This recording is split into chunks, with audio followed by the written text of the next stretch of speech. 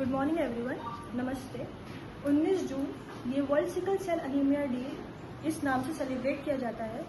तो इस डिजीज़ के ऊपर हम जानकारी देने के लिए डॉक्टर आशय नंदेश्वर सर, जिन्होंने 20 साल से इसके ऊपर रिसर्च की है और काम किया है, उन्हें बुलाना चाहेंगे। सर, सिकल सेल एनीमिया क्या होता है और इसके क्या क्या लक्षण होते हैं? Good morning all of you. तो सबसे पहले सिकल सेल एनीमिया के बारे में कल जो 19 तारीख को world sickle cell day anaemia जो वर्ल्ड मनाने जाने वाला है, या कोई सेलिब्रेशन का पार्ट नहीं है। सिकल सेल एनीमिया अपने आप में ही एक जानलेवा डिसऑर्डर है। जानलेवा डिसऑर्डर का मतलब ये होता है कि इससे ग्रसित जो पेशेंट होते हैं वो जिस तरीके से मछली जब आप पानी से निकाल देते हो उस तरीके से उनको क्राइसिस आता है, यानी उस तरीके से वो तड़पते हैं पेन में। वेदनाओं का जो सबसे क्या कहते हैं कि सक्षम या वेदनाओं को जो सबसे ज़्यादा स्वरूप जो देखने को मिलता है किसी भी डिसऑर्डर में, कैंसर ले लो या दूसरा कोई बीमारी ले लो, इतनी वेदनाएं किसी भी बीमारी में नहीं होती जितनी वेदनाएं सिकल सेल एनीमिया के पेशेंट को क्राइसिस में होता है। तो वो क्यों होता है वो हम लोग देखते हैं। जरा यहाँ फोकस करो। इस पर्टिकुलर मेरे वेबसाइट के ही स्लाइड है ये या फोटोग्राफ्स है, इसमें आप देख सकते हो कि ये वेसल के अंदर आरबीसी है। ठीक है, ये वेसल के अंदर जो आरबीसी है और ये वेसल के अंदर आरबीसी है। वेसल का मतलब आर्टरीज, राइट। सो इस वेसल में जो आरबीसी है यानी जो रक्तकण है, इनका आकार कैसा है? गोल है। इनका आकार कैसा है? गोल है। जबकि ये जो वेसल्स है इसमें इनकी आकृति जो है वह गोल नहीं है। यहां पर उसका आकृति जो है यह सिकल के टाइप का दिखाया है। कैसे दिखाया है? सिकल टाइप का। सिकल का मतलब होता है हंसिए के आकार का या अर्धचंद्राकृति। कैसे? अर्धचंद्राकृति। अब होगा क्या कि जो राउंड सेल्स है वो छोटी कैपिलरीज से बाहर निकल जाता है, लेकिन अंडर इन्फ्लुएंस ऑफ कोई भी जब डिसीज होती है तो हाइपोक्सिक कंडीशन हो जाती है, यानी जब ऑक्सीजन के लेवल जहां पर भी कम हो जाएंगे वहां सेल्स में टेंडेंसी होती है कि वो अपना स्वरूप जो है वो चेंज कर लेता है। यानी राउंड सेल जो सेल है वहां सिकल शेप में कन्वर्ट हो जाते हैं और उसमें एक जिसे कहते हैं ग्लूटिनेट होने की, यानी अग्लूटिनेशन, वहां पर एक दूसरे की ओर खिंचाव यहां बढ़ जाता है या उसमें एक चिकनाहट आ जाती है जिससे ये सेल्स एक्यूमुलेट हो जाते हैं और एक्यूमुलेट होने के कारण यह जो आगे के ऑर्गन में ब्लड सप्लाई करने का जो रास्ता है वह रोक दिया जाता है। अब इसका मतलब क्या है? क्या हुआ कि जैसे हार्ट अटैक आता है, हार्ट अटैक में हमने क्या देखा कि आर्टरीज जो है वहां ब्लॉक हो जाती है। सो ब्लॉक होने के कारण हार्ट के दूसरे टिश्यूज में क्या हो जाता है? ब्लड सप्लाई रुक जाता है या हैम्पर हो जाता है। उसी प्रकार सिकल सेल में वहां पर प्लग फॉर्मेशन नहीं होता, कोई आर्टरी जो है वो फैट डिपोजिशन के कारण ब्लॉक नहीं होती। यहां आर्टरी ब्लॉक किसके कारण होती है? सिकल सेल आरबीसी के कारण, राइट। वहां पर ये जाके एग्रीवेट हो जाते हैं और उस एरिया को ब्लॉक करते हैं, जिससे आगे के जो टिश्यूज होते हैं, जैसे इसको आप थोड़ा सा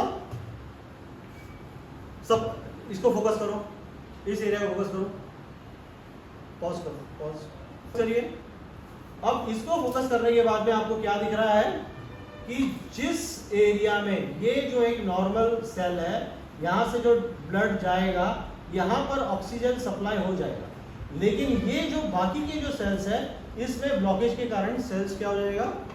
वहां पे ब्लड सप्लाई नहीं होगा, और ब्लड सप्लाई नहीं होगा यानी क्या होगा? ऑक्सीजन कैरिंग कैपेसिटी जो होती है, हीमोग्लोबिन क्या करता है? ऑक्सीजन कैरी करता है। तो इन सेल्स में ऑक्सीजन जो है वो कैरी नहीं होगा और उस वजह से ये जोन क्या हो जाएंगे? नेक्रोज हो जाएंगे। और नेक्रोज का मतलब क्या हो जाएगा? ब्लड सप्लाई होने के कारण वो सेल्स डेड हो जाएंगे, उसमें जीवन नहीं होगा।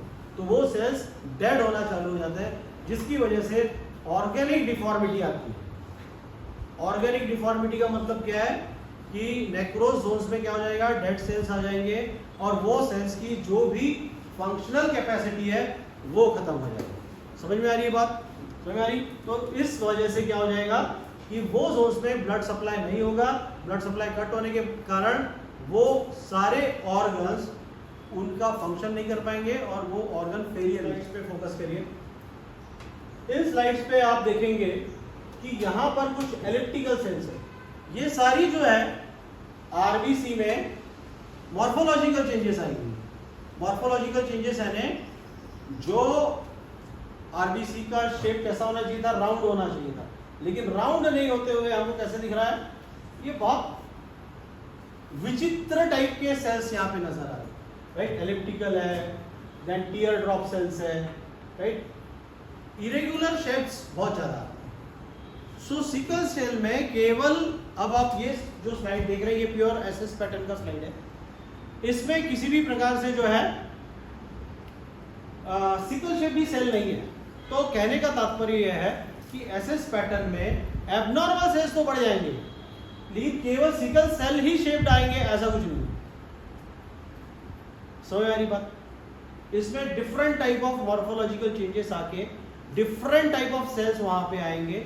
सो ये डिफरेंट टाइप ऑफ सेल्स जो आते हैं वो किस वजह से आते हैं, तो उसमें जब आप HPLC इलेक्ट्रोफोरेसिस करते हो, इसमें आप हीमोग्लोबिनोपैथीज के टाइप्स या वेरिएशंस को आप देखते हैं। तो वेरिएशंस का मतलब क्या है कि जहां हीमोग्लोबिन A टाइप है वहां यदि 90% है, 80% है तो वहां पेशेंट नॉर्मल होता है। लेकिन जहां हीमोग्लोबिनोपैथीज में, हीमोग्लोबिनोपैथीज क्यों आती है, यह जेनेटिकल कंडीशन। जेनेटिकल कंडीशन का मतलब क्या हुआ कि मैंने एक और जिसमें पैटर्न लिया हुआ है जिसे कहते हैं स्ट्रेस फैक्टर्स। स्ट्रेस फैक्टर्स यानी क्या है, कुछ ऐसी कंडीशंस जैसे हीट हो गया, कोल्ड हो गया, या ऐसे खाने पीने की जो आपकी आदतें हैं, जैसे तंबाकू खाते हो, बीड़ी फूकते हो, या बहुत सारी ऐसी चीजें जो शरीर में टॉक्सिक इफेक्ट लेके आती है। सो हीमोटॉक्सिसिटी पैदा करने वाले ऐसे ड्रग्स का सेवन या ऐसा वातावरण को एक्सपोजर जब मिलता है पेशेंट को, तो जेनेटिकल म्यूटेशंस आती है। और वो जेनेटिकल म्यूटेशंस जो है, आपका खान पान उसमें बहुत इंपॉर्टेंट है। जैसे कि यहाँ देखा गया कि एक लाकोरी टाइप ऑफ एक दाल हुआ करती थी, उसको उसके ऊपर बैन कर दिया गया क्योंकि ये पाया गया कि वहाँ बॉडी में कुछ जेनेटिकल म्यूटेशंस लेके आ रही है। सो ऐसी सारी चीज़ें हम जिसे पता नहीं है, और गरीब जो लोग हैं ज़्यादातर वो इससे ज़्यादा इफेक्ट हुए क्योंकि वो कहाँ से क्या खा रहे थे यह पता नहीं। सो उस खान पान ने वहाँ जेनेटिकल म्यूटेशंस लेके आई, और वहाँ पर जैसे सबको मालूम है कि ग्लूटामिक एसिड जो है वहाँ रिप्लेस होता है वैलिन से। सो ये दोनों में फ़र्क क्या है, एक वाटर सॉल्युबल है और एक वाटर अनसॉल्युबल, एक फैट सॉल्युबल। यानी वाटर सॉल्युबल मॉलिक्यूल जो है कन्वर्ट हो जाता है फैट सॉल्युबल में। सो दोनों की टेंडेंसी में ही चेंजेस आ गए। सो वो टेंडेंसी इतनी ज़्यादा वेरिएशंस उसमें लेके आता है, स्टिकीनेस ज़्यादा बढ़ जाता है। यानी समझ लो कि एक आप पानी से हाथ धो रहे हो और एक जगह ऑयल से हाथ धो रहे हो, तो ऑयल की जो कंसिस्टेंसी है वो कैसे रहेगी, वो स्टिकी है। सेम चीज़ यहाँ पे होता है कि stickiness of sickled RBCs are more and that's why they get accumulated. वो एक साथ आ जाते हैं और वो ब्लॉकेज का निर्माण करते हैं, और ब्लॉकेज के निर्माण होने के कारण इस सिकल सेल एनीमिक पेशेंट का लाइफ स्पैन जो है वो धीरे धीरे कम होना चालू हो जाता है। यानी ये जो कंडीशन हमने इसमें दिखाई है कि यही जो सिकल्स जो है जब हार्ट में जाएंगे तो वहाँ हार्ट अटैक पेशेंट को दे देता है। यही ऑब्स्ट्रक्शन जब ब्रेन में होगा तो क्या हो जाएगा, पैरालिसिस या स्ट्रोक आएंगे। यही आपके रेटिना में जाएगा तो अंधा हो जाएगा। यही ब्लॉकेज जब किडनी में जाएंगे तो आपका रीनल फेलियर, हेपेटिक फेलियर, जहाँ जहाँ पर भी ब्लॉकेजेस जाएंगे उस प्रकार की कंडीशंस डेवलप होती है। इससे बचने के लिए अभी तक फिलहाल कोई भी सक्षम ऐसा इलाज नहीं आया हुआ है। हम लोग 20 साल से आयुर्वेदिक क्षेत्र में ट्रीटमेंट दे रहे हैं और हमने सक्सेसफुली फिनोटाइपिकली चेंजेस लेके आए हैं। फिनोटाइपिकली का मतलब होता है, फिनोटाइपिकली का मतलब होता है कि जो हमने पहले स्लाइड्स देखे तो 2.5 साल 3 साल ट्रीटमेंट के बाद सेल्स आप देख सकते हो, ये नॉर्मल कंडीशन में फिनोटाइपिकली चेंजेस आता है, जीनेटिकली सिकल वहाँ पे रहता है, और इसीलिए हम लोग इसको कहते हैं इनहिबिटिंग फंक्शन ऑफ जीन, यानी जो 6th लेवल का जीन होता है बीटा चेन हीमोग्लोबिन में, उसके कार्य को हम लोग रोक देते हैं और पेशेंट में यहाँ नॉर्मल ब्लड लेवल्स आती है, जिससे पेशेंट नॉर्मली सरवाइव करने के चांसेस हो जाते हैं। इसमें कोशिश करना चाहिए कि इन्फेक्शन कम से कम हो, जितनी बार पेशेंट एक्सपोज होगा इन्फेक्शन से उतनी ज़्यादा उसके मॉर्बिडिटी के चांसेस ज़्यादा हो जाते हैं। सो इससे रोकने का एक ही तरीका है कि स्वस्थ वातावरण में रहिए, स्वस्थ खाइए, अच्छा खाइए, बाहर का कॉन्टामिनेटेड यानी जो ढका हुआ खाना नहीं है ऐसा खाना आप लोग ना खाएं, यही आपको स्वस्थ रख सकता है। ज़्यादा फल फूल खाएं, ज़्यादा ड्राई फ्रूट्स खाएं, अंडा, घर में बनी हुई सारी चीज़ें जो है आप खा सकते हो। और अच्छे जीवन जीने के लिए सिकल सेल एनीमिक पेशेंट जितना ज़्यादा बाहरी वातावरण से एक्सपोज नहीं रहेगा उतना ही वह सुख रूप या स्वस्थ रह पाएगा। जितने ज़्यादा वो बीमार गिरेगा उसके जो मॉर्बिडिटी के चांसेस है, उसके जो फैटलिंग के चांसेस है वह बहुत ज़्यादा होंगे। धन्यवाद। आशा करता हूँ आप सब लोगों को यहाँ जो जानकारी मैंने आपके साथ शेयर की है ये पसंद आई होगी। इसे आप ज़रूर अपनाएं, और आपको कभी भी सिकल सेल के बारे में कोई भी जानकारी चाहिए तो आप मुझे पर्सनली भी कांटेक्ट कर सकते हैं। मेरा नंबर है 9766883208। मैं वापस रिपीट करता हूँ 9766883208। और आप गूगल पर जब डॉक्टर आशय नंदेश्वर डालेंगे तो आपको वैसे भी वहाँ पे मेरा एड्रेस और मेरा नंबर आपको मिल जाएगा।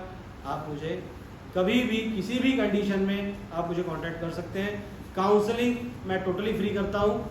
आप देश के किसी भी कोने में हो, आपको जब भी क्राइसिस है आप मुझे फ़ोन करके उस पर्टिकुलर वक्त पर आपके पेशेंट को बचाने का पूर्ण यथावत प्रयत्न कर सकते हैं। Thank you. नमस्कार।